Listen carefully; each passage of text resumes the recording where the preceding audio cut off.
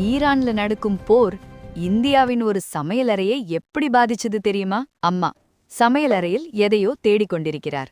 மகள் கவிதா கல்லூரியிலிருந்து களைப்பாக வருகிறாள். கவிதா, அம்மா செம பசி, சீக்கிரம் ஏதாவது சாப்பிட கொடுங்க. என்ன இன்னைக்கு சமையலறை வாசனை வரல?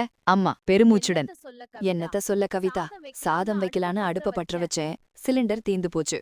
கவிதா, ஐயோ அம்மா, என்கிட்ட சொல்ல வேண்டியது தானே, இப்பவே ஆப்ல புக் பண்ணிடலாம், ஒரு 2 நாள்ல வந்துடும். அதான் சிக்கலே, காலையில இருந்து அந்த ஏஜென்சிக்கு ஃபோன் பண்ணா ஈரான்ல போர் நடக்குதுமா, அதனால இப்போதைக்கு சிலிண்டர் வராது, தட்டுப்பாடு அதிகமா இருக்குன்னு சொல்றாங்க. எனக்கு ஒண்ணுமே புரியல, போர் அங்க நடக்குது, ஆனா நம்ம அடுப்பையே இங்க எரியல. கவிதா சிரித்து கொண்டே, அம்மா இதுதான் குளோபல் கனெக்ஷன், நான் விளக்குறேன் கேளுங்க. நம்ம நாட்டுக்கு தேவையான எல்பிஜி கேஸ்ல பெரும் பகுதி மத்திய கிழக்கு நாடுகள்ல இருந்து தான் வருது.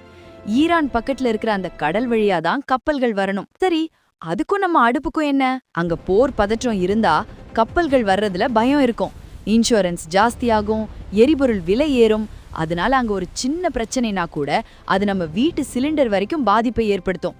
இப்ப அங்க போர் மூண்டதால சப்ளை குறைஞ்சிடுச்சு, அதான் இங்க தட்டுப்பாடு. அடப்பாவமே, உலகத்தோட ஏதோ ஒரு மூலையில நடக்கிற சண்டை இங்க என் வீட்டு சோத்துல கை வைக்குதுன்னு சொல்லு. நிஜம்தான் அம்மா, அதனாலதான் இனிமே சமைக்கும் போது கேஸ ரொம்ப சிக்கனமா பயன்படுத்தணும்.